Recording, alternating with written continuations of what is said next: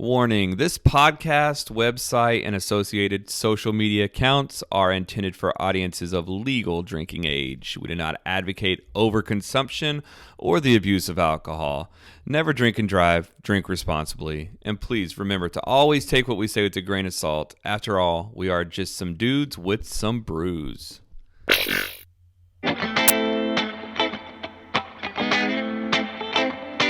We started out by crawling out from under the thumb of the man.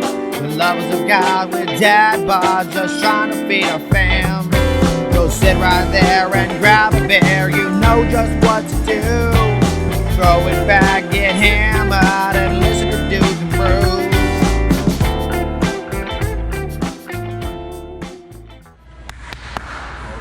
Thank you. We're here with Misty Sanford. We're here with Misty Sanford from Manhattan Project. So thank you so much for having us. Just wanted to kind of see what you guys are about. How'd you get started? Kind of take us back to day one. How did you become the place that you are today? It started with my wedding. Okay. Yeah, so Carl and I was mentioning Carl earlier.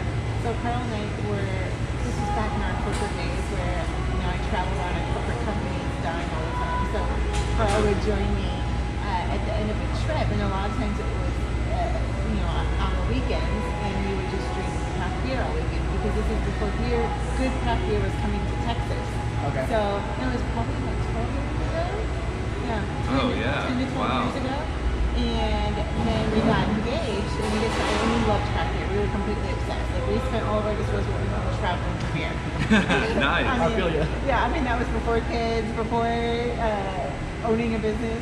So, and like I said, we had that super cush corporate bit.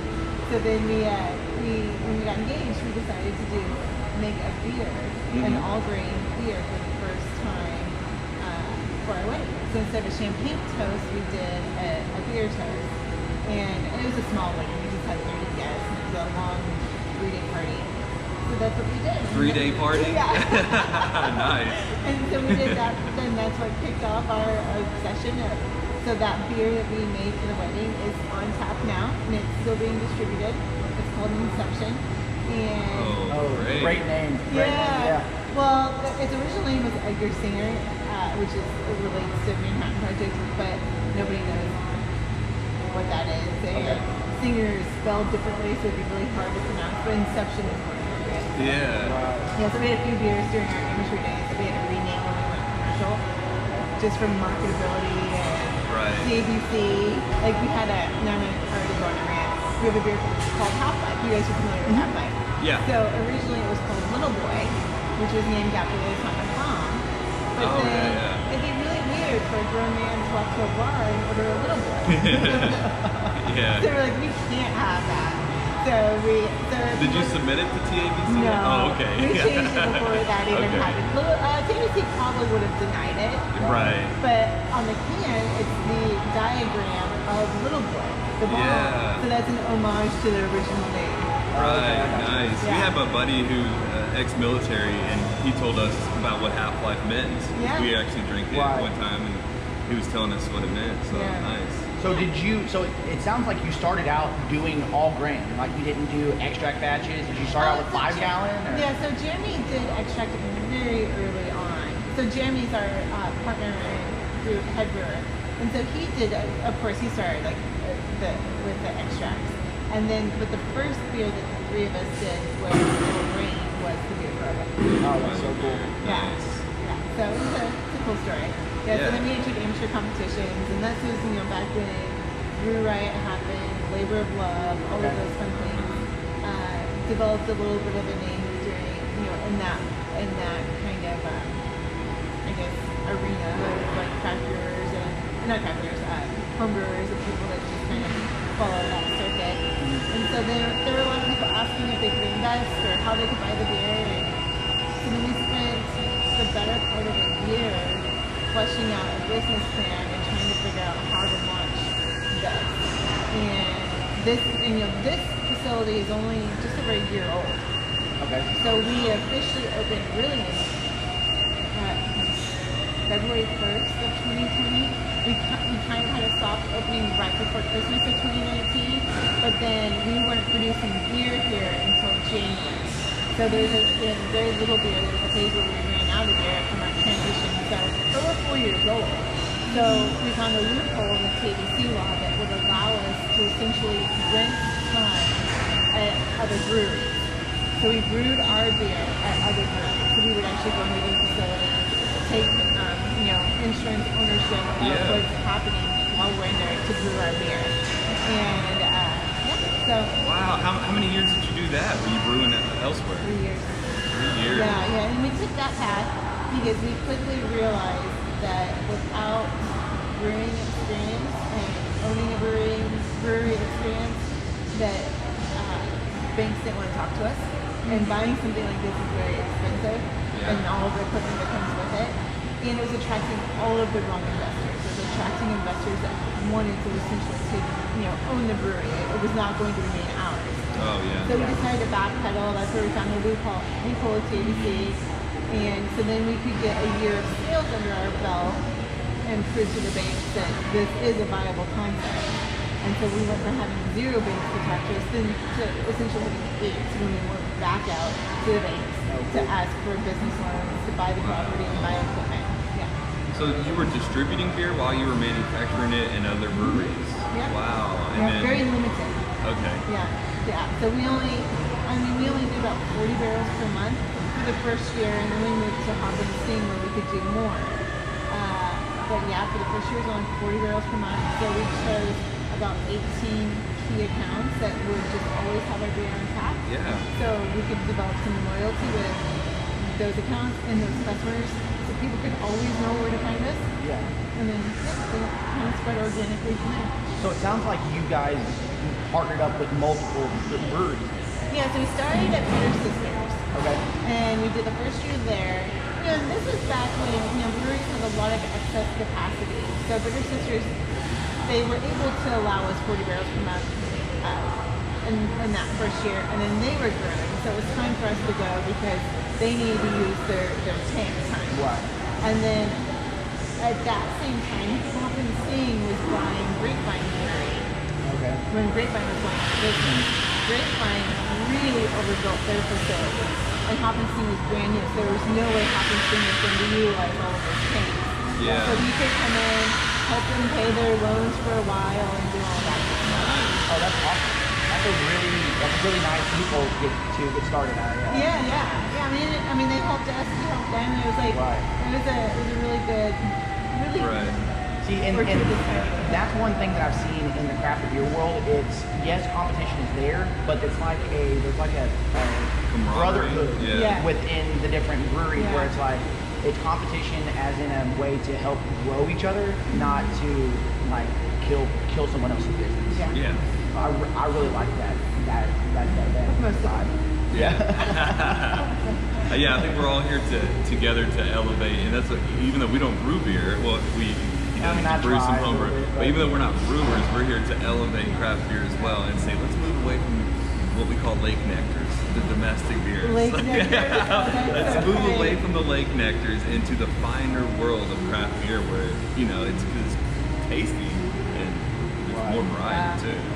So I've got to ask, you've already kind of mentioned it and brought it up. So where did you guys come up with the name, the Manhattan Project? I mean, it seems like all your beers are somewhat science themed. Yeah. Yeah, they're so all where did that come themed from? after me. So Jeremy was a mechanical engineer, and then Carl was an engineer, brain, development, construction, all that. So it was literally we were one of our beer trips. It was actually my 30th birthday. We were drunk in a bar in San Diego. It was the last bar we went to, and this particular bar had 10 typers and tap handles. Like the walls and the ceilings were covered with logos and branding from everything they've ever had on tap. So we were just brainstorming ideas, and Carl was like, somebody someday should name a brewery the Manhattan Project, and then we could have a beer called, it was not we at that time, we could have a beer called Oppenheimer and Half-Life, and like we started, actually it was Little Boy, coming up with like all of these kind of funny names. Yeah. And then less than a year later, we were engaged, or getting married, and we went with that name. Okay. So every beer has some sort of theme to it. So if I don't know what it means, look it up. Figure Yeah, it out. it's all related to Manhattan Project. Okay. There's one that's an exception, which is called Succession Plan, and that one is because BC Hop Farms in the Northeast, the Northwest, we partnered with them. So when they were handing down the hop farm from the 4th generation to the 5th generation, and so as part of their like ceremonial like hand down process of passing the farm down to the sons, they asked us if they could come out and that we could make a beer. They could make a beer with us using hops that were grown by the 4th generation and the 5th generation, that's cool. and make a beer for them. Oh, okay. Yeah, so that's why it's called Succession. Oh, that's cool. I like that. Yeah. That's I like partnering with the smaller businesses and seeing the different generations. How many beers did you guys brew before you had your own facility? Like, how much the variation? It sounds like you guys already had like an idea of the names and stuff. Yeah, we had our core, and then we would do limited stuff. I don't know. So you were still experimenting though, Yeah. right? You didn't just have like a core that you stuck with. Well, we've had a core since day one. Okay. So we've had 4 in our core since day one. Our core now is about 7. Okay. But yeah. So we've always, and I think that is something that really provides strength in the brand is having core products. Yes. So yeah, we've never not had core. So we Okay. released the brewery with our core products, which is Half-Life, Oppenheimer, Plutonium, and Black Matter. Nice. And then we added Necessary Evil. It was probably about 18 months, 2 years after we launched. What kind of beer is the Necessary Evil? Pilsner. Oh, Pilsner. Okay. That's the only one that I wasn't familiar with. So I'm gonna try to commend you again on this facility, because most facilities that I've seen are a little bit more grungy, more industrial. Yeah. And this is like, I feel like I'm underdressed walking in. Yeah, I know, right? Wish I should have brought a tuxedo shirt. No. Man, I'm not hipster enough for this place. Yeah, it is nice. It's really nice. So and then it looks like you guys also do craft coffee as well. Yeah, Like, we do how craft. did that kind of all come to be? Anything that you eat or drink, we're obsessed with. So we wanted to have, Carl and I are both obsessed with coffee, and a large amount of our personal budget was going to coffee. So why not get a coffee shop here? Right. And the biggest expense for coffee shops is the rent. Like, I mean, real estate's really expensive. Yeah. Well, we have the space that the brewery is paying for, so why not bring people in first thing in the morning? Because we get here at about 6:30. So why not bring in, a barista to make coffee for the community, and because we're all going to be here. This real estate will be going unused until 3 or 4 in the afternoon. Right. So now, and it's turned into a really nice co-working space, not formal co-working space, but people working here quite a bit, especially with so many people working from home now. Yeah. And it's a nice place to get coffee. So yeah, and we have a full kitchen too. Oh, really? Okay. Sounds like I'm gonna have to get some food. Yeah. Yeah, no joke, right? So what's cool is it's not like just Manhattan Project Brewery. It's just Manhattan Project, right? Like, and then that's what the business name is. You don't have like separate businesses for the kitchen, for the It's all coffee. under, It's just all under the umbrella. It's Manhattan Project Beer Company, but then you have the coffee and the kitchen all fall underneath it. Yeah. Yeah. Nice. Yep. So it's like you guys are going to look at, well, what's the next expense that we have? Let's add that in. We go to we have a gym expense. Let's add a gym. Well, we're considering, so we currently don't roast our own coffee. We partnered with a local roaster, but we are considering buying a roaster and roasting our own coffee. So, Nice. Wow. So What's up? you said that you've only been at this location for about a little over a year. Yeah. Okay, so you opened this location like right before COVID hit. Exactly. Oh, jeez. Yeah. And I just imagine opening a location and then having to close it like right away. Like, what kind of how did that all play out? Well, again, we had loopholes. So we're really good at finding loopholes. Definitely sounds that way. Because of the coffee shop Yeah. and the restaurant, we could stay open. So we couldn't have butts and seats the entire time, Right. but we could have people coming through. That saved us. Yeah. So from day one you had the restaurant then? Yeah. Okay. Yeah. So That did help. the restaurant opened February 1st. Okay. Nice. So you guys were prepared then, you didn't even know. Yeah, we didn't even know. Yeah. And the restaurant was always in the plan. And again, it was to keep butts in seats because we spent enough time in breweries that we knew that as soon as someone gets hungry, they don't want chips or, like whatever junk is nearby. Like that's when people leave, but they don't return. Right. So we knew that if we offered a limited menu that was high quality, we could keep people here. Right. Yeah. Limited menu's key. Yeah.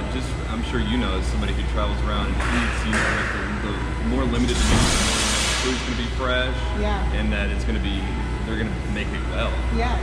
If you go to a place that has like a book that you have to shuffle through, you're gonna pick something that they haven't made in a couple days. Yeah. So that's nice. Yeah, and our kitchen's a little bit larger than a food truck, so it's a small kitchen. Okay. Oh, cool. So it sounds like you're one of 3 owners.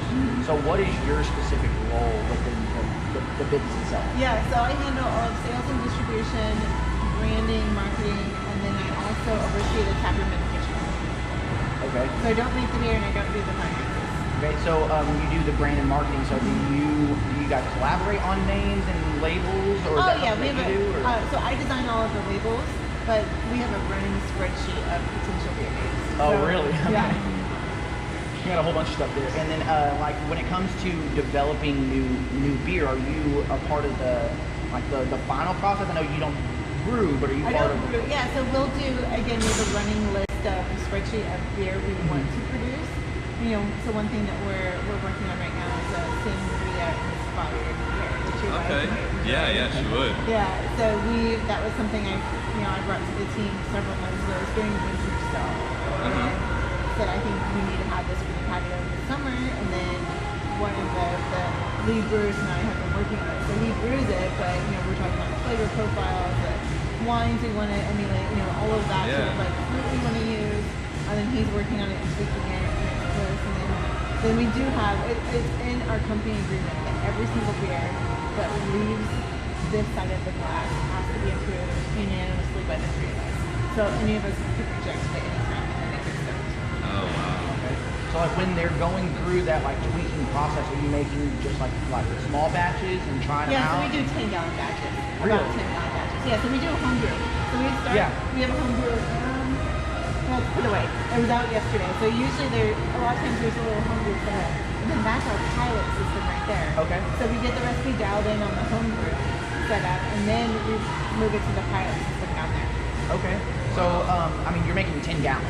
Yes. So, if the beer is good, but not what you guys want to, mass produce, what do you guys do with it? We may Do you do, drink a bottle club or something where it's exclusive to people that want to come get it?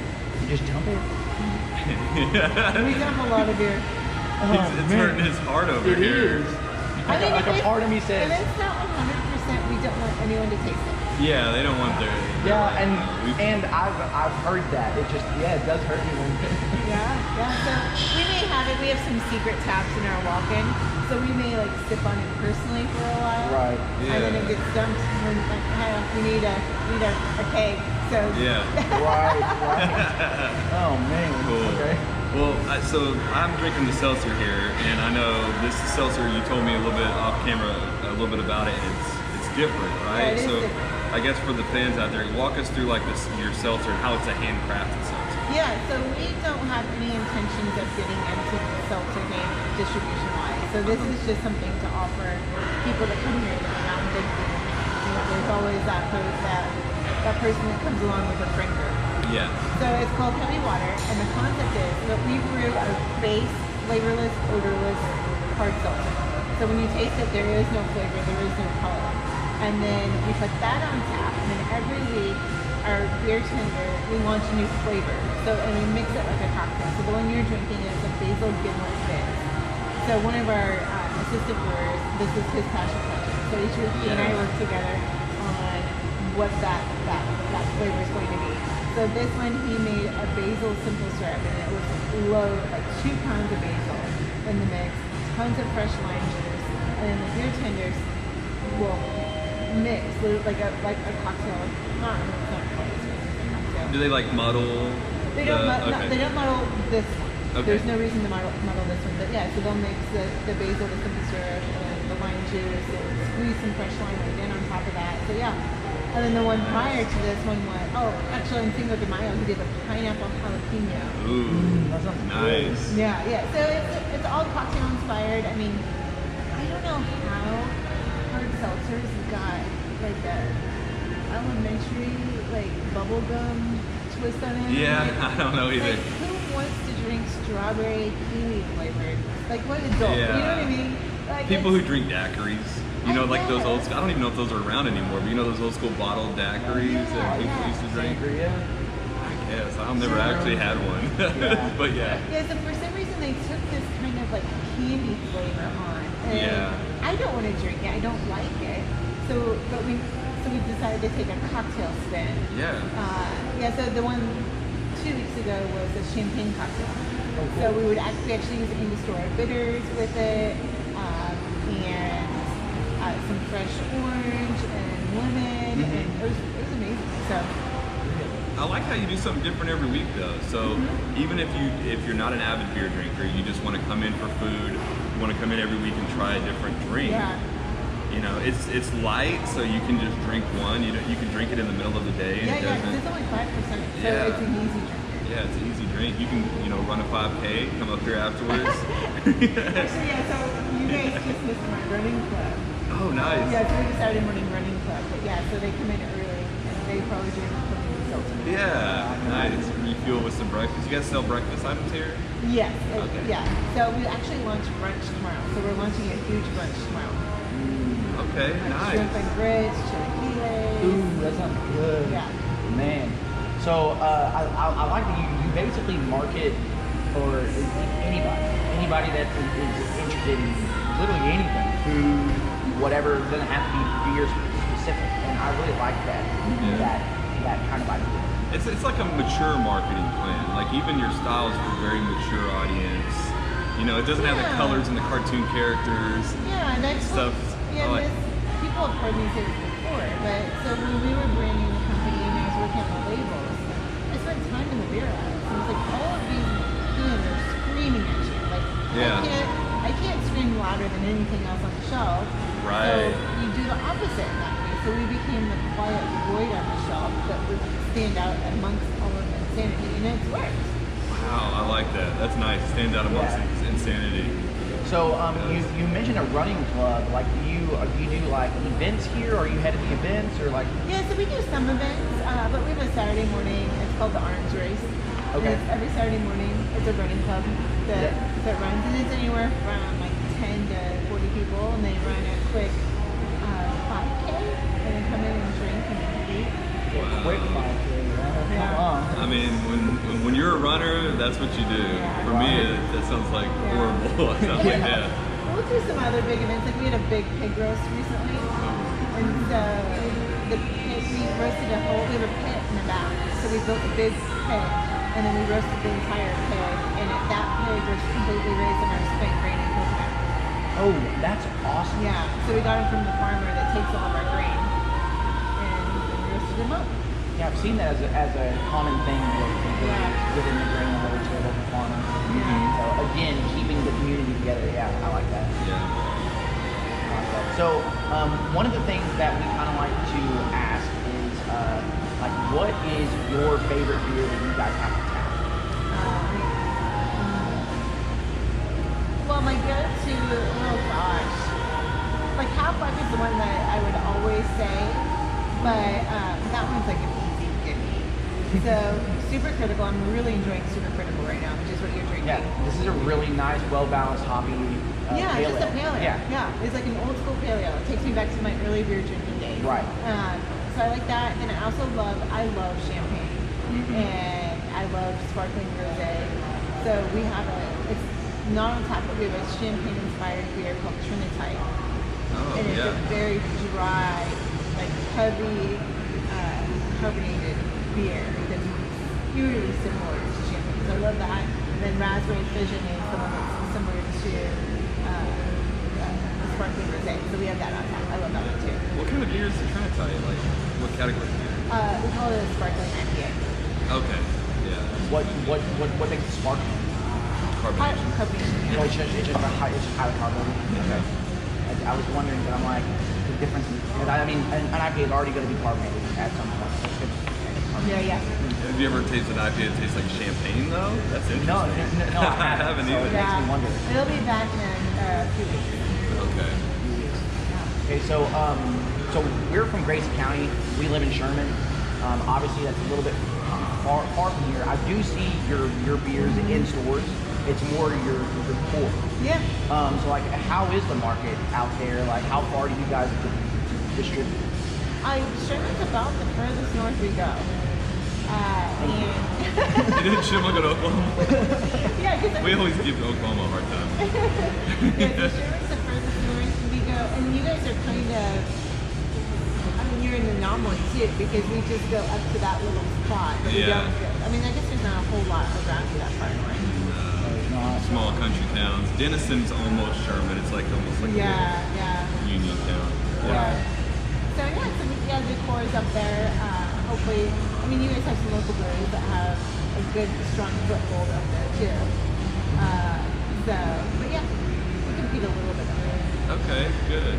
Sometimes need to come a little bit further south to get some of those outside of the core, Yeah. which is okay. Yeah. I don't mind. Or just ask your bottle shop. Say, hey, and your bartender, say, hey, this is what I want to taste here. Like, this is what I want you to do. And then you guys asking for beer at places is the best way for us to get it here. Okay, I never thought about that. Yeah, because the beer buyers think they know what their market wants, but that's not always the case. So they go after the safe options like Half-Life and Hoppenheimer or whatever else. The keggy is going to blow the fastest. Yeah. But yeah, if you ask them for some of the limited stuff, then they're going to request it from us, and they're like, oh, heck yeah. Yeah. Well, it looks like I have homework to do. Because I will definitely do that. What about outside, like south, east, west? Do you even go outside Texas at all? No, we don't go outside Texas. We have a little bit of a footprint in Houston, very small. We'll be relaunching Houston soon. So we launched Houston primarily with Whole Foods last April. Oh yeah. And the reason why we did that was because I have a great relationship with the buyer of Whole Foods, so oversees all in Texas. And so I gave her, we needed to make payments.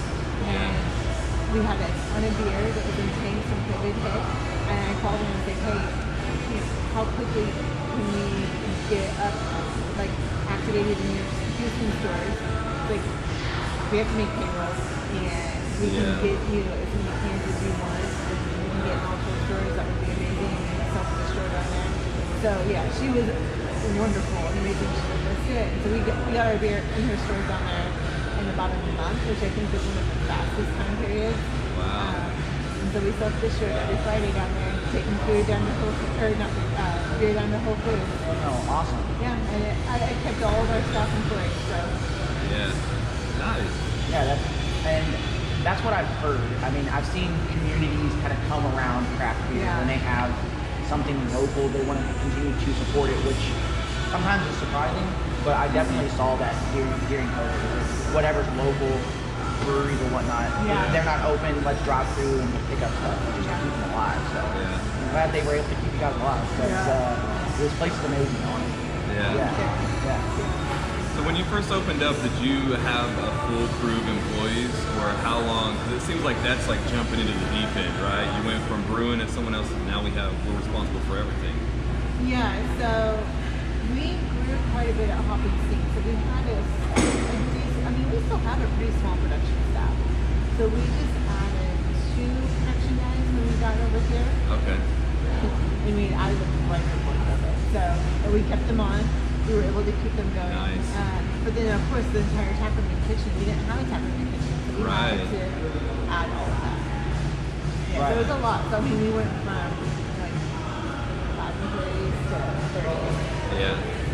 Yeah, it just seems crazy because it's like you went from not having a facility, not even just to brew beer on your own, to a brewery / coffee shop / restaurant. It's like you put 3 businesses in one from nothing. Yeah. Which seems really ridiculous, but I mean, obviously it's working for you guys, so you did something, right? Yeah, there wasn't a lot of sleep back then. Yeah, I bet at times you were like, maybe I should have been the one brewing the beer. Maybe that seemed the easier job. Yeah. So another thing that that we always like to ask our guests is, what is your favorite beer in general? So, do you only drink Manhattan, or do you drink stuff outside of Manhattan? I mean, yeah, like everybody hates it when I say that I really only drink their beer. Like they think I'm terrible and unsupportive. The truth is, I just don't leave here. Right. Yeah, so I mean, like other breweries will come by from here, of course, but for the most part, I just drink our beer. Oh, Yeah, that's so all right. other You feel guilty saying that. You're like, I don't support anybody else. No, if you that's all enjoy right. your product, then that's fine. And I'm here all the time, and like, I mean, we live half a mile away, so we have a restaurant. Like, I don't have to go out. You know? Yeah. And I'm addicted to work, so. Right. So you said you have breweries come in and they just drop stuff off? Oh yeah. Like we have a lot of brewery friends, and so that's kind of an unspoken rule when breweries visit each other. They bring a case of beer. Oh, okay. Oh, okay. Yeah. Cool. That's nice. And again, it goes back to that kind of brotherhood that the breweries have, which is very enjoyable. It's good to see. Yeah. Good to see. So you're head of marketing as well. So where can everybody find you guys? Are you on all the platforms? What's it under? MP Beer Co. or Manhattan Project. But yeah. One or the other. And then what is the actual website? Oh, ManhattanProject.beer. Manhattanproject.beer. Yeah. Uh-huh. Okay. And on there you can find out like where you can, if you're like on East Texas, you can go on there and find out where you can get some. We have a button called Find Our Beer, and there will be and you can choose if you want draft or if you want cans, or if you want to buy a keg, where you can buy a keg from. So cool. Yeah. Awesome. So everybody needs to go out and make sure to check these guys out because they're amazing. The place is great. The environment's fun and inviting, and it definitely helps that the beer. Yeah. I say if you're in Dallas, swing by. You have to come in here and experience like the clean coffee shop feel of the brewery. It's definitely different. Or even like it reminds me of like a higher end, like you go to a bar that's higher end. Yeah. It's got a slick bar and. Breweries don't have marble countertops. Yeah, that's what I mean. The marble countertops, or velvet sofa. Yeah, I know. You feel like most places you go into, the chair will be a little janky, but Or you got it's a picnic table. yeah, picnic table. Yeah. Like when we started planning this, I was like, there will not be a picnic table anywhere in this facility. I don't care if it's like in the parking lot, there will not be one because nobody's butt wants to sit at a picnic table for 2 hours. Right? No, your back doesn't want you to. No, You need some it's support. Yeah. See, so that's the thing is that what I've come to notice is that your business model is not necessarily just catering to people, but it's keeping them here as long as possible. Yeah. I know that you mentioned something earlier when it comes to the food. It's like, yes, people like to munch, but if they want a meal, they're going to leave and go somewhere else. Yeah. There's a strong possibility they're not coming back. Yeah. So how do we keep them here? Yeah. How do we keep them locked in and staying for as long as possible? So it's weird to think about furniture comes into play. Oh yeah, every seat in here has a back. Yeah. Nice. So you can stay comfortable, you can stay for a while and just enjoy it. Yeah. It's not a quick thing, it's come in and stay and then enjoy it for a few hours. I like that vibe, Yeah. Nice. Yeah. So I really appreciate you coming on. Are you ready to play a game with us? Yeah. All right, let's do it.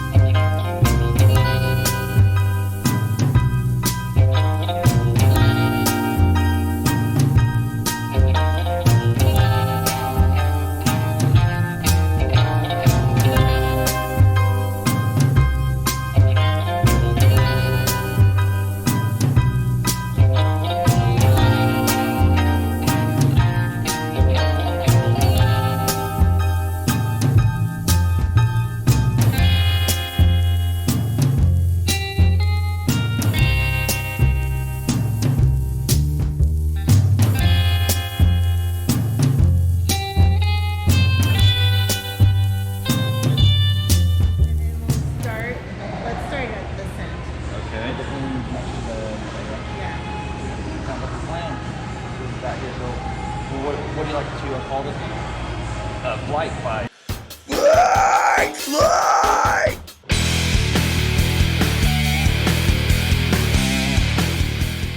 This is round one. Okay.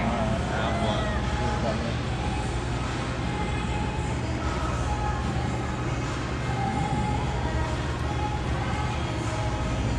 This is a very unique beer. It is very unique. I guarantee you've never had this style before. Oh, well, thanks for narrowing things down. There's a lot of styles. Oh, it does have, like, I like the taste on the back end. It isn't bad at all. Yeah, so hold it at the back of your tongue for a few seconds before you swallow it. I know what this one is. Do you? Do you? What is it? Hold on. I'll let Joe get his answer first. I bet you know exactly what it is, especially since you tasted it. Oh, yeah, this is unique. I like how it smells good. Oh, I think It does have a unique smell. It does. You can smell it. Once you realize what it is, then you smell it after I tell you what it is, you'll know exactly. So I'm not sure. I mean, I'm going to give you a wild guess. I'll just tell you what I think. Yeah, I'm you going to say I think it's the wise one. I think this one is the coffee one, the delayed. But I don't think that's the coffee. I do. I don't smell it, but as soon as it was like you said on the back of your tongue, Yep. it's interesting because coffee usually goes into like a stout or a porter. I know, right? But yeah, that's what made it taste There's so a little unique. vanilla in there. This is yeah. only the second beer that I've had that isn't a stout or a porter with coffee. Yeah. And I was just really surprised by both of them actually. So Because let's- it goes really well with a lager or a lager. We'll let it warm up and then come back to it and then aroma. Because these are really cool right now. They just came out of the tap. So as they warm up, you're going to get more of that mix. Yeah, it's funny now that I've tasted it. That's like you can smell And then it. when you burp it, you can really Yeah, taste the yeah. coffee. Give it a good burp, bro. It was funny as soon as she did it. I kind of Yeah. a little bit, but it's like I don't know. totally get the coffee on the burp. yeah. For some reason, every time I drink beer, I do a little bit. You like it? Do you guys like it? I love Oh, it, I yeah. enjoy it. Yeah, It's I good. would. It's just killing it in the tap room. But it's like one of those beers that I don't know if it will do well in the market because it's so weird. Yeah, and people, I mean, and I'm not an expert on the market, but I don't see people buying a lot of blondes. You know what I mean? Blondes are huge. Are they? Yeah, you're just a beer star. Yeah, I think so. The same reason why, like, I don't drink a lot of pilsners. Yeah, yeah. You know what I mean? Yeah. Like, I'm not against them, but Yeah. Oh, this one is easy too. You already know all these. Who is there? yeah, she's good. Well, I did, and I was probably unfair to myself because I chose 4 beers that are very different. So, Yeah. like, it's not like the difference between Half Life and Double Cup. Yeah, like we had the two different West Coast IPAs. Okay, this So- one you can get at the first, Yeah. as soon as it hits your tongue. This one, as soon as I smell it, I know that it's gonna be a wheat beer. Oh, I think I know what it is. Where's Wow. that on? Maybe not.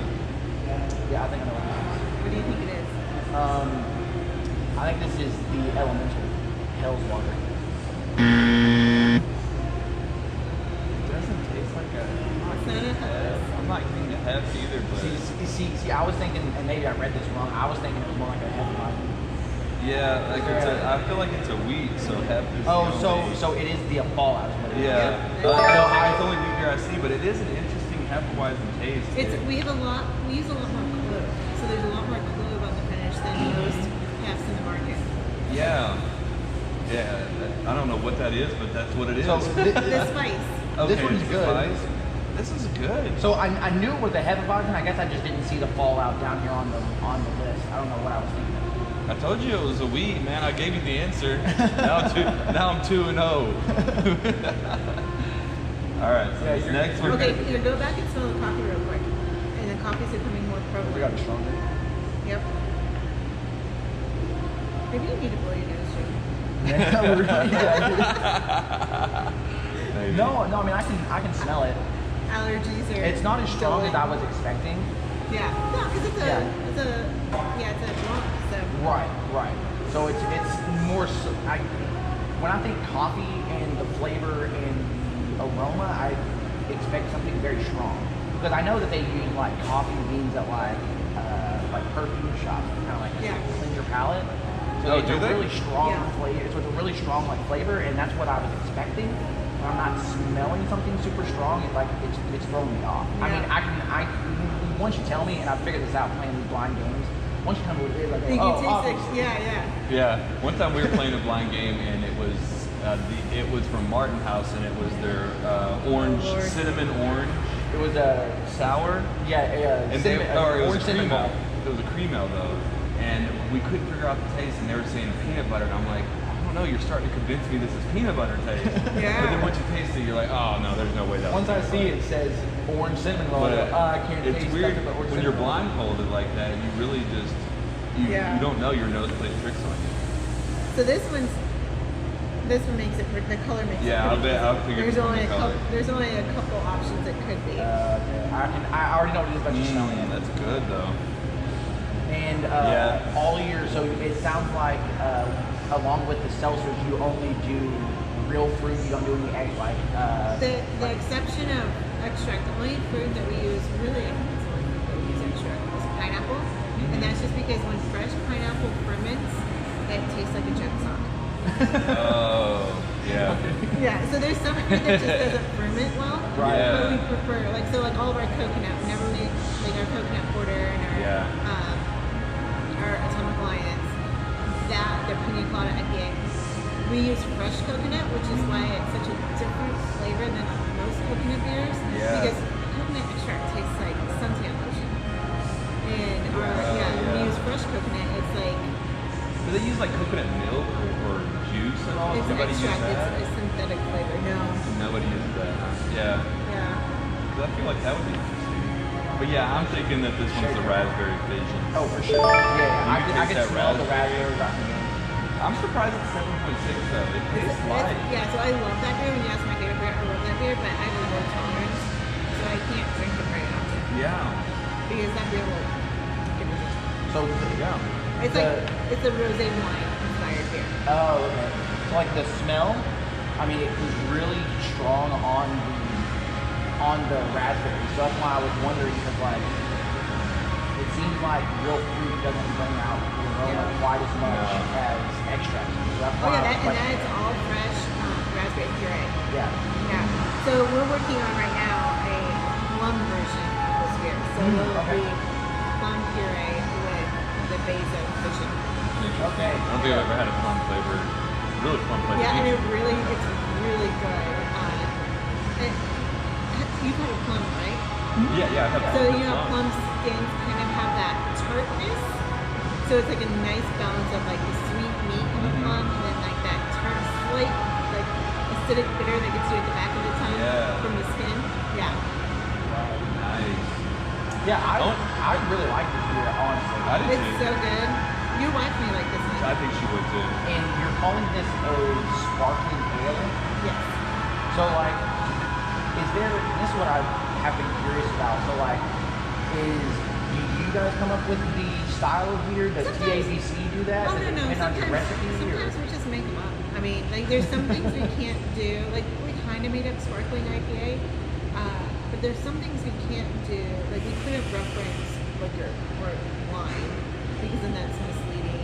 TABC won't approve Oh them. yeah. So that's where we use sparkling in lieu of. Like we couldn't say like wine. Like wine beer. Yeah. Yeah, you can call it wine beer. Yeah. So we have to come up with like the closest category. Okay. Yeah. I think it would be neat to even put it in like a wine-like bottle. You know what I mean? So not this one, but we took this beer and aged it in Chardonnay barrels. Oh, cool. Oh my god! It's I the bet that was good. best. It makes this look like garbage. I mean, I love this beer, but you put it in Chardonnay barrels, holy cow! And so right now we have this beer in also Cabernet barrels, so we're gonna see how that tastes in 4 or 5 I months. like that idea. When's that gonna be on tap? Yeah. 4 or 5 months? Yeah, I need to come back for that. Yeah. Come back in 6 months. I love it. It's different. It's Yeah. completely different than anyone else. We Like I love- said, very mature. It's very mature. Like We love aging type in of wine drink. barrels Yeah. because there's just so much complexity that you can pull from the fruit that's left in the wine. So. Oh man.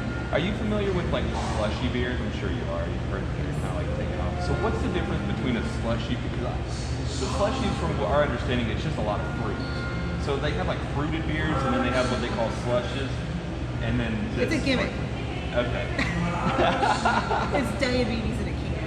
Yeah. No, It is very sugary. It is very I don't know. sugary. That was really rude of me. But No, like, okay. I just. Okay. Oh, really? Okay. Yeah. I've only had a sample. I've never had an entire one. Can you imagine? I just can't imagine. But yeah, it's a ton of fruit. You're right. Exactly. So it's just extra fruit, but it's because I thought that it was like made differently, but then from what I understood from reading about it, it's just a lot of fruit. I don't think it's made differently. I'm not sure. Yeah. I really have no interest in making them, so I've never explored it. Yeah. So, speaking of making stuff up, I have a question. Yeah. It's something that me and him have talked about. And when it comes to like a hoppy or beer, when things are labeled, they have a category of IBUs. Yeah. That's something you guys just make up, or is there a way to actually test we it? test it. Oh, okay. Yeah. No, you test it. How do you test it? Yeah. Like, for me, it just seems we have ridiculous. we have a full lab back there. Okay. And yeah, I can show you after the show. Yeah. But yeah, so we test ABV, IBUs, sugar, everything. I guess we need to just quit saying it's made up. I know. It's not made up. I always It's not- thought it was like an opinion, like you drink it, you're like, this is this No, bitter. no, and you it's- test it. Oh wow, that's Really? I mean, awesome. some breweries may make it up, but we test it. Yeah. Man, it makes me want to go back to that list of like the highest IBUs and see how big those beers actually oh my are. god, that was like the trend about 10 years ago, a little longer, where it was back when West Coast IPAs, before Easy existed. Yeah. And there was like a competition to see who could out IB each other. And Right. it was like, you take a sip and it was like stuck in like rusty nails. It was just, it was so big. Yeah. I always call it like chewing on grass, like you're grazing out. And we even came up with our own like rating system for beers, and for IPAs we're like, this one's not too grazy. So it's like right on that Yeah. level of where you need to be. It's not that double. And or that's a great West way to Coast. describe it. Like I love to describe beer as, Yeah. like things that you can see and touch and Yeah. smell. Like, things you have access to versus wine which is a little bit snobby. You know, like you don't talk about like what's up, Martina? Sorry. Yeah. No, Yeah, you're fine. You're fine. You're getting passionate now. You're like, what is this? No, really, what the hell is it? I mean, Yeah, you know, so you talk about like rocks and like Yeah. dirt and yes. you know, like the plum skin. Like everybody has like can remember how bitter that plum skin Yeah, is. yeah. It's the back of your tongue, you know. See, it's funny that you say that. We played a game. We played a beer tasting game yesterday, and there was one where I'm like, this tastes like the fur from a peach. With that peach fur. Yeah. Yeah, where it's real dry when it hits Yes. your tongue. Yes. Yeah. So yeah. Yeah, so you think about things from that standpoint, and it makes beer very approachable. Right. We're gonna add rusty nails to our arsenal. Like, oh, this is rusty nails. Because some of the stuff that this dude comes up with some of these, with some of the flavors, you're talking about just things in everyday life. Like, I've heard him say things like, this kind of tastes like that dish soap, or it kind of tastes Yeah. It's like corduroy. Yeah. Or I was like, this has got a corduroy Well, and taste. there's like, there's some things too. So I'm not very good at knowing the scientific terms for all flavors in beer, Yeah. but I can like this tastes like a Band-Aid. So I Yeah. know that's an off flavor, but See? I can't remember the actual Yes. name for the off flavor. So I Right. say it's Band-Aid. Right. I like that. There you go. Okay. Yeah. Here we go, one more guys. Yeah. All right, one more, last round. And you got round 3, right? Yeah. Yeah. Okay, so the clarity narrows it down for you guys, right? Yeah. When I looked at it, I kind of thought I knew what it was. But it narrows it down to 1 of 3. Yeah. Yeah, so you already had Fallout, the Hefeweizen, so that would have been the. Yeah. Well, yeah, because I'm thinking it's a hazy. So IPA. go ahead and tell me what you think it is. I've been going first, so. I think it's a hazy IPA. I could be wrong, but It's an easy. it is a hazy. I was thinking that. So really, it's kind of like I have to judge it based on what I feel the APV. Or Not or that. no, I really like think about how soft the mouthfeel is. Does it feel a little bit thinner? Like so that you have Yeah, like double. half-life, which would be the thinnest, and then double half-life will get juicier and a little bit more thicker on the mouthfeel, and then the particles Particles. collide will be like real juicy velvety down your tongue. You know, so like which one does that fall into? Oh, that's a good way to describe it. got an answer? I think I got one. I mean, hold on, but she kind of threw me off at first. I had that guess. What was your first guess? So at first I was thinking this is the particles collide. That's what I feel it is. But then because you kept talking about it, so I'm like, well, she said something about it being velvety, so I go, well, hold on, let me taste it again, see if it's velvety on my tongue. Hold on. You got me like thinking about it a little bit more. Okay. You guys keep tasting. Is it okay if I step away and get the other two? Yeah, sure. Yeah. And then you can see the three hazy side by side. Okay. Cool. Ooh, I like that idea. I did too because I'm struggling on. I don't know if this is quite as velvety. I'm kind of thinking this might be Half-Life. Well, from me throwing out particles and seeing how she reacted to it, I don't think it's particles. I'm trying to read the situation. I'm like, nah. Read the room here, buddy. Might be wrong there. But it doesn't sound double. But I've had some doubles that aren't. They don't punch me in the face. So again, and I'm gonna ask her when she comes back. What brings it from regular IPA to a double IPA? Is it just adding double the hops? Is it, hey, I think the IBUs are high enough, we're gonna call this a double IPA? Go back and taste that coffee now. Tell me you don't taste coffee now that you've been sipping all the other beers. Well, because she did say that it gets better when it's warmer. So Yeah. Okay. Ooh, the coffee is on. You can smell it a lot better now. Yeah. Isn't it crazy how it changes as beer warms? Yeah. Okay. Which so, is weird because I mean, I think of beer and I think these need to be as cold as possible. No. But sometimes No, when you better. only drink crappy beer. Okay, Right. so put that one right there. So hold on. Yeah. So what I'm hearing is. Okay. So what I'm hearing is I shouldn't just grab a beer out of the fridge and pour it into a glass. Well, I mean, you can do that. So you can do that, but then just be aware. So as the beer is in your hand, because you sip craft beer, you don't chug craft Oh, beer. for sure. But just notice how the flavor changes throughout the 20 minutes or whatever it takes you to drink the beer. Because it does. there's like a lot of nuances that you don't catch initially. So, okay, so now this is the one that was on your tray, right? Yes. Yeah, then just go down the line. So now that I'm here, I'm thinking it might be the Half-Life. Now I do have a question for you here. Because when it comes to I'm gonna just be weird and call it a single IPA versus a double IPA. Yeah. Like what constitutes a double IPA? Is that just something that you go, hey, I think we have enough hops to call it a double IPA? So double Half-Life is literally the same recipe but double the hops. Okay. Yeah. Oh, well, that was, and I could tell that this was the double because it tastes way. Sweeter. Yeah. Sweeter than the single. I can tell it's a double. Now this third Yeah, one because- is because- so because it different hits to me, and I'm assuming that this is actually the one that I guessed. Particles. This is And actually that's a part different hop bill. So the Half-Life and double Half-Life are the exact same hops, it's just double. So what hops do you use? Putting you on the spot, you know? Yeah, I don't remember. I stopped trying to memorize hops a long time ago.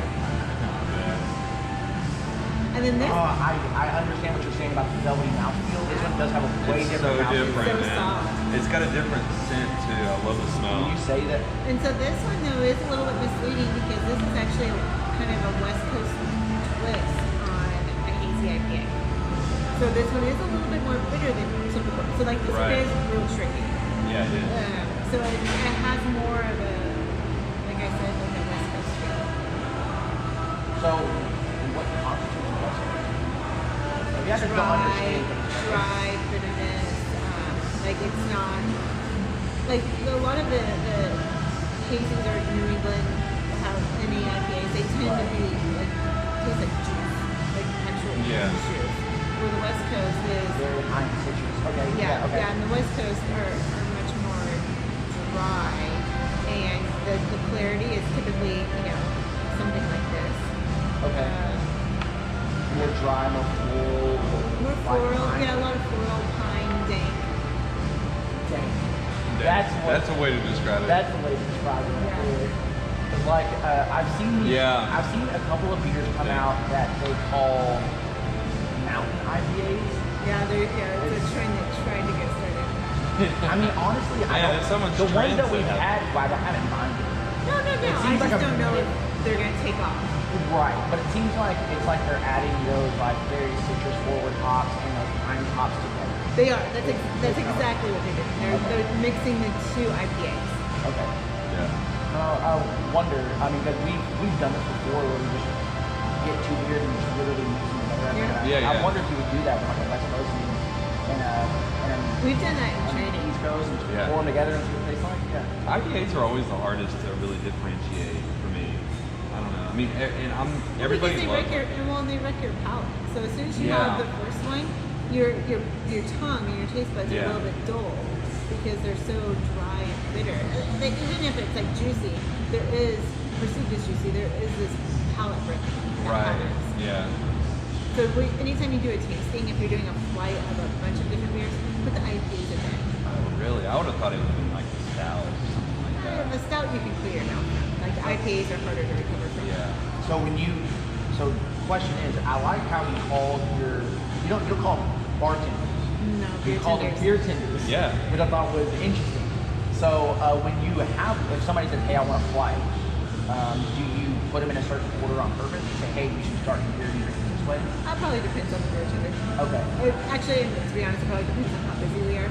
Right. Yeah. Right. So, and a lot of times what we'll do too is we'll put them in the order that they write them down in because they have to fill out a Right. flight Yeah. card. Usually that's what Okay. happens. Yeah. Oh, okay. No, but if we get a lot of people that are like surprising pick for it, and so then we'll put them in that order, the order Yeah. that they should be in.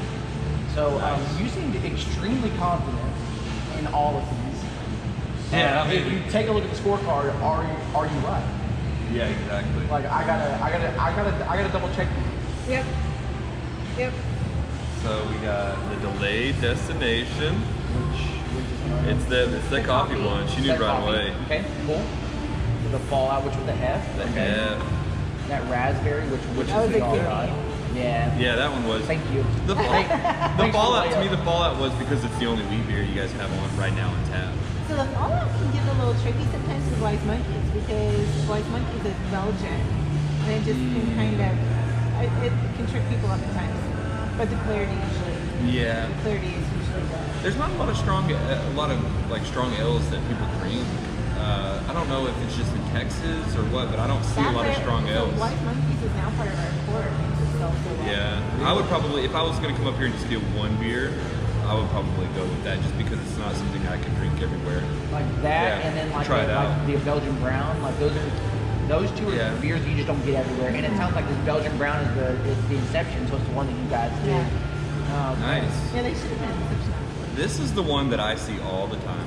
Yeah. If I'm going to go to like the local, what's the Green Market store in Sherman? The Green Market. Oh, Green Market, yeah. If I'm going to go to Green Market or even Like like Specs is there. Albertson, Specs, Really? anything like that, I'll pick that up. And I love it because it's a low APV for a quarter, and then you get a full 6-pack. And then the coconut kind of makes it Yes, summery. it's so It's pretty tasty. good. For a dark beer, you could drink it year round, and Right. it's one of. If I see the plutonium, I pick it up. Yeah, the plutonium. I've seen the Black Hatter. We're gonna have I've had it, after but I this, haven't we're gonna seen have to it. try it nitro. Yeah. We're gonna have to try it Oh because yeah. I'm gonna have to see how this nitro beer works. There is how it feels. Like the other nitro beers I've had, there's just something that I don't like about it. You didn't like that milky taste. A lot of nitro's fake too. What So do we you- actually nitrogenate our kegs, where a lot of people just low fill their kegs and then they hook them to a nitro tap and like let nitro swing.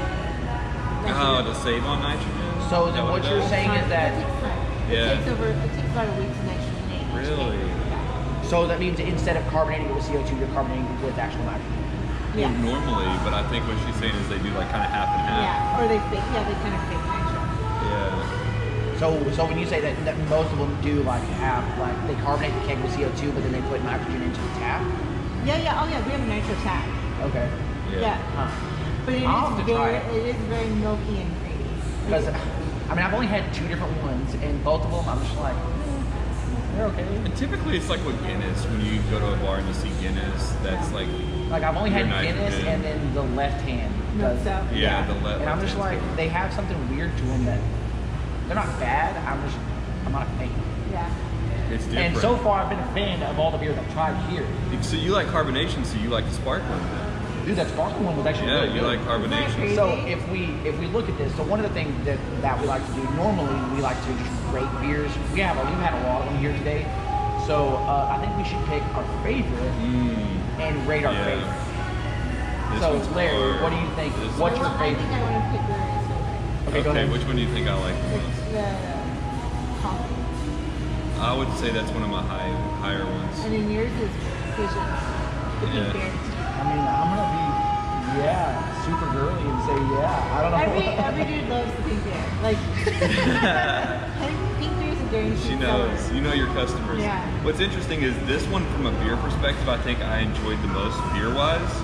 But I really like that seltzer because it's so early in the day. It's so early in the day. I think I'm like, wow. I normally wouldn't drink any alcohol this early, but I would have. Thank you for saying that. Thank you. So I will say, out of these beers, I would pick this Raspberry Vision, but the pale ale that I had earlier was the most. It's super well balanced. It gives you the hoppiness, but it's not too hoppy like an IPA is. It's lower in ABV. So I mean, if I were to rank all the beers I've had today, it'd probably be that first one, which is weird that it's the first one for both of us. But if I were to rank that super critical, we like to rank our beers on Untappd. So Untappd, on a scale of 1 to 5, I'm giving that one like a 4.25. That one was actually really good. Yeah, and if I'm gonna go with the beer that I like the most, and it could be that I'm here, right? But I'm gonna go with 4.75. Like I really enjoyed it. On which beer? On the blonde, the coffee blonde. On the coffee blonde. Yeah, I love unique beers. I love the fact that I haven't tasted that before, and it was really tasty, really good. Right. So hats off to you guys. Thank you. And like I said, I love your coconut porter. That's about all we get in Sherman. Right. But if I see it, I'm grabbing it. It's that and Half-Life. Yeah, that and Half-Life. Yeah. Just request the other stuff. All right, we're gonna start tell doing them. that. Yeah. Start talking to them. We'll have to talk to them at the Green Growlers if they had another lighter coffee beer. We'll have to talk to them about that coffee. You're fine. I want some of this kind of coffee and No, we definitely will. But I thank you so much in the hospitality for bringing us in, letting us kind of experience the whole thing. Because we're gonna have to get some food and really get the full experience. Yeah, we're gonna get some food. Definitely. But I really appreciate you just taking the time out of your day. I love this stuff. No, I mean, I can definitely tell. You're definitely passionate about it. I can see it in your eyes. She didn't get us a good one here. Can you get us 2 samples of the coffee Black Mountain Nitro? Just two? Yeah, I don't know. All right. I still need to be productive today. You guys have to stay out. I got 3. I had the day off. Yeah. Home remodeling? Well, no, not home remodeling, but I have 3 girls who are waiting for me to get home. And then I have my sisters coming over later for dinner. So I have a whole schedule today. I told my girls also I'm taking them out on the kayak. So when the weather gets nice, I'm gonna drop them off and go drive back to Bikini and watch the fight tonight. So I don't have any plans. Oh yeah, the fights are cool. Yeah, so that's one thing. It's a huge fight too. Right. All right, look how pretty this is. Canelo's fighting right. Oh, okay. That's the fight you're about. Yeah. I was wondering, I was like, UFC still in traffic? But yeah, Canelo, boxing, yeah. Thank you, Grace. Yeah. Okay, so obviously you can tell it's a nitro. Yep. By the milky head right from the beginning. And then yeah, you can see how it's changing. Take a sip before it's all gone. It smells like a nitro. I'm sorry. No, it's fine. That's really good. That coffee taste. I think the coffee makes it better than the other one. It still gives this weird, like, light, airy weirdness to it. It's that milk that You may just not like creamy beer. Maybe that's what it is. Have you ever had a milkshake IPA? Yeah, and You don't like it? No, I don't mind them. They're fine. Yeah.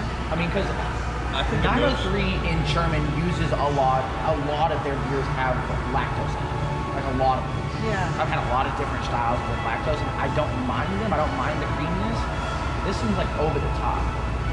creamy. No, I think that It reminds me of like the feel of like chocolate milk. Yeah. Yeah. Yep. Remember I described the last nitrogen beer as like milk and cookies. Right. Like you need different cookies in here, like Santa Claus. But I think like even a milkshake IPA on nitrogen might be really good. We do it occasionally. We don't have it today, but we do it occasionally, and it's like it's intense. I really like the coffee flavor in this. So if I try to get past the weirdness of the nitro, or you could just buy black matter without nitro. Yeah, exactly. Right. You can just be weak. Right. And not enjoy the way it's intended. And it's like a little bit of a slower life, I guess. I don't know. But yeah, because He likes the pink beer and he can't handle the nitro. I know. oh, get out of here! Get out of here! Get out of here!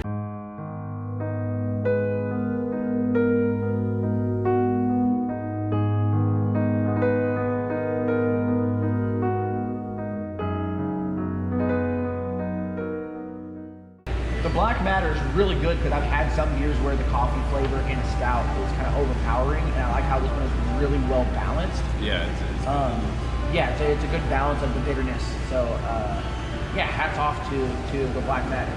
Come here to get the black matter nitro if you like that kind of thing. I hate to be kind of a dick about it. I'm sorry. Yeah. No, you're fine. Nitro's not your thing. Yeah. No, And it's, it's I mean, funny, it's not like bad. lactose is not my beer. Our milkshake IPA kills it. It is my least favorite beer on the wall, really. by far. Yeah, whenever the beers that I'm not the biggest fans of would be I love sours, but I think because I started becoming out of shape, they create great heartburn. So I'm like, I used to love them, but now I can't drink them that much. And then IPAs, I feel like I just went through an IPA kick where just like everybody else in America who drinks tons of IPAs. I'm burnt out on them, and I'm like, I like all the others. Well, I think that's why Super Critical is doing so well right now.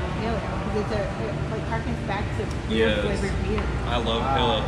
Pale Ale, if I don't know what to get and I'm at a beer store and they have a Pale Ale, I'll grab it. No matter where it's from, it'll probably be right in the middle where I like it. American Pale Ale, that's the way to go for sure. Yeah. I will say this beer here, this Nitro Black Matter, it's better as you continue. I mean, as the nitro evaporates. Yeah, basically. Get rid of the nitro and it is fantastic, Joe said. No, I think it's a great. I love the nitro, like man. I don't know. I wish that more like bars had nitro on tap, honestly. If I see something like that, I get it. Yeah. Ooh, so because you guys do coffee, do you do nitro coffee too? Nice. Oh, so he'll drink the coffee nitro. Right. No, I have to try it. I've Well, never it's had a little it. different. So we make our own cold brew in house. Grace has delivered the beer and makes a good cold brew. A cold brew can be a bit bitter and jarring. Yeah. I love it. Yeah, but then you put it on nitro. Yeah. Nice. Something new to me. Nice. No, because I just recently discovered, just decided to try cold brew at a local shop there in Sherman, and cold brew is the way to go now. I'd only drink cold brew. No, we had to start making ourselves because our team was costing us so much money in cold brew when we were buying it from our roaster. And to give you an idea, we were paying $90 for a slim keg, a 6-dole. Oh, okay. That's how much we were paying wholesale. Right. So we're like, oh damn, like you guys, and we went through a slim every 2 days because of our staff. Because they were drinking it? Oh my god, they drink it all the time, especially the production team. Yeah. They'll do a quick, like one of these, like a shot of like 4 ounces of cold brew, and do it 4 times a day. That adds up. And they don't have time to like sit and sip a coffee, so they go like shoot a cold brew and then go back on. But anyways, so we have to start making ourselves just because of the cost. See, I wonder if I'm getting into cold brew right now because it's warmer, and I don't like drinking coffee when it's hot outside. I don't drink a hot beverage when it's hot. So cold brew for me right now during the summertime, it's kind of refreshing. It's so good. And I add just a touch of half and half to it, and it just barely like softens it. Oh, it's so good. Yeah. See, I like to And I'm add a weirdo that put it in ice. Most like baristas are like, I'm doing ice. I think I made a bad idea. You're watering down the flavor? I mean, I add just a pinch of sugar to kind of counterbalance the bitterness. And you probably won't have to do that with nitro. With nitro? Man, you're getting me excited here. I don't know if you're a nitro man. Well, I don't think so either.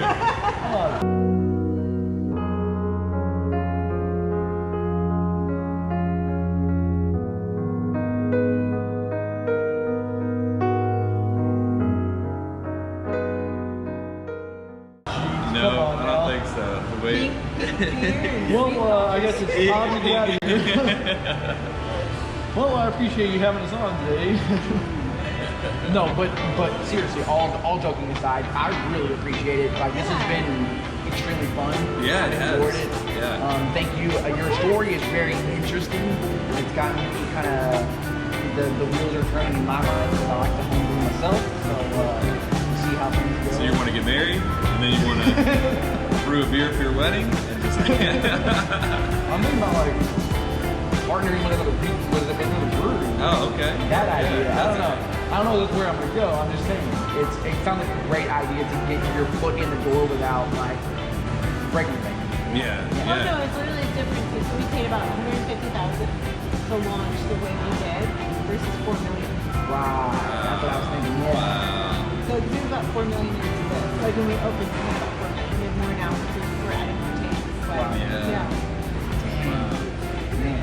Well, everybody needs to come to Manhattan Project Brewing here in Dallas. Check them out. Every beer, like I said, that I had has been amazing. Has been great. So you guys are doing something, right? So what's the head brewer's name? Jeremy. You said Jeremy. So shout outs to Jeremy. I have to make sure to tell him thank you for all the good work. Like